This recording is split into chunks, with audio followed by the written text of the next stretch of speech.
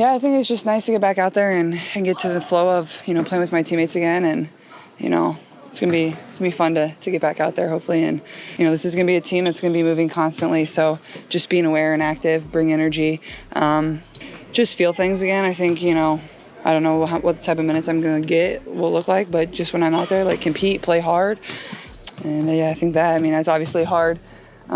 Sitting out and watching for a few weeks, so I'm definitely excited to get back out there. One of the times they connected and it looked great. Caitlin Clark, another strong finish, but she did not beat the shot clock. They said she'd change the game, and in a way, she already has. Caitlin Clark entered the WNBA not just as the #1 pick, first overall pick, but as a cultural phenomenon, sold-out arenas, record-breaking college stats, and the kind of media buzz no rookie had seen in decades. She was the spark the WNBA had been waiting for, but now, barely halfway through her rookie season, the narrative has taken a sharp and controversial turn. Fans are frustrated, analysts are baffled, celebrities are speaking out, and the Indiana Fever, they're under fire for how they've handled the biggest star the league has seen in years. Clark hasn't shot the best in the second half, and this is just a great job. Little hesitation, change of speed. From day one, Clark was expected to not only carry a franchise, but to elevate the entire league. And to her credit, she delivered what she could. Her debut drew millions of viewers. Jersey sales exploded. Wherever she went, ticket prices soared. But on the court, that's where things got complicated. Such a high expectations coming into this season.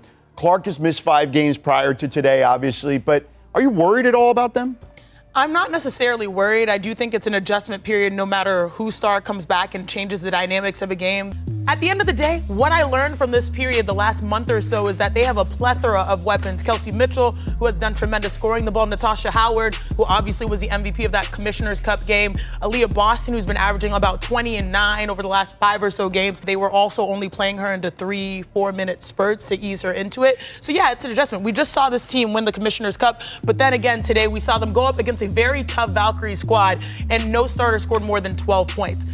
And now you insert Caitlin. Everyone, it doesn't matter what type of player you are, everyone takes time to get going, and I'm not so worried about the Fever just yet. They do need to string wins together, though, to be able to keep a good position in the stand. The Indiana Fever came into the season with a lot of eyes on them and a lot of pressure. But instead of building a system around Clark's elite shooting, playmaking, and high basketball IQ, critics say the team forced her into an ill-fitting role, limiting her impact and confidence. She was often playing off ball, trying to find rhythm in a system that didn't seem designed for her strengths. That's a wild thing to say.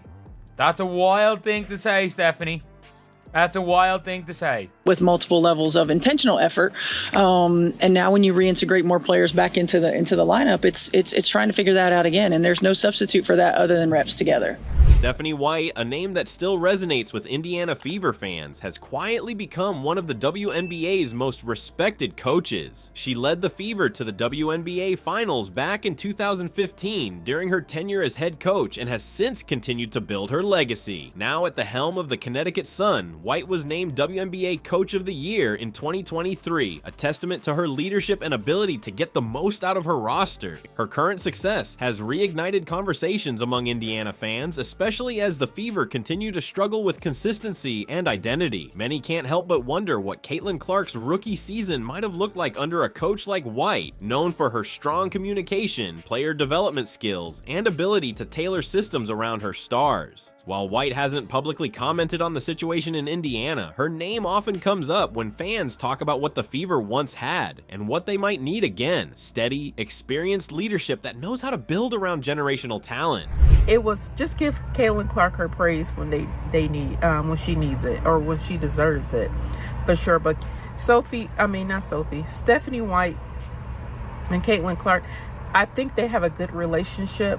College days, just let her be. You know she could do it. Just let her play. But to work together, they're going to have to come together. And Stephanie White is going to definitely just let Caitlin be. You say you have watched Caitlin Clark for over her and they will be the team that we all have been waiting for and waiting to see.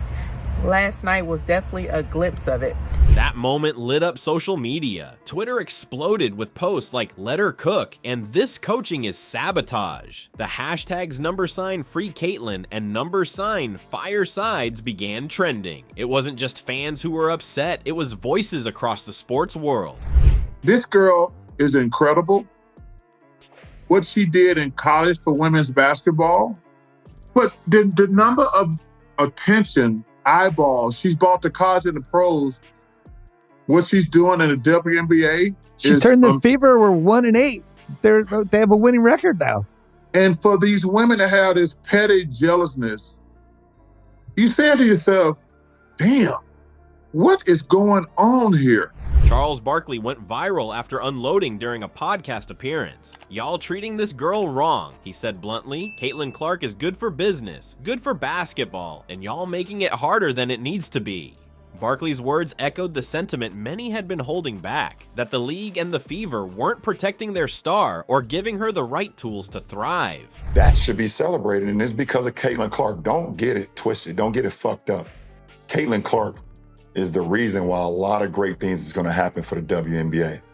But for her individually, I don't think she should get involved on nothing that's being said. Just go have fun, enjoy. LeBron James weighed in too during an episode of Mind the Game, his podcast with JJ Redick.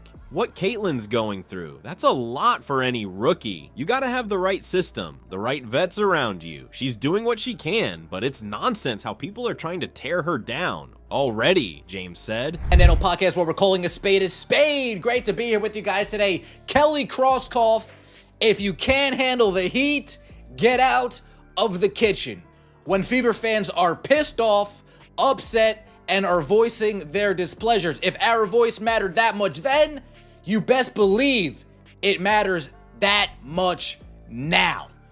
If you were perfectly fine when Fever fans were bending over, kissing your ass, applauding your decisions, you better stand here and take it. As the controversy surrounding Caitlin Clark's usage continued to grow, things took another unexpected turn this time off the court. Indiana Fever president Allison Barber reportedly deleted her Twitter account amid rising backlash from fans. Her disappearance from the platform didn't go unnoticed. Fans had been tagging her in tweets, demanding accountability for coaching decisions, and calling out what they saw as mismanagement of the franchise's brightest star. Some accused the front office of being tone deaf to Clark's global impact and criticized their silence as frustration mounted. While there's been no official statement from Barber or the Fever about the deletion, many online took it as a sign that the heat was getting too intense behind the scenes. Mitchell's been really active defensively tonight, and Clark launches for Mitchell.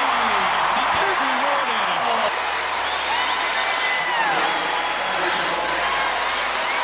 Their 6 3-pointer. So where does this all go from here? One path leads to growth. The Fever can lean into Clark's strengths, make smart personnel moves, and give her the freedom she needs to lead. Another path leads to disappointment, burning out a superstar by forcing her into a mold she was never meant to fit. Don't forget to like, comment, and subscribe.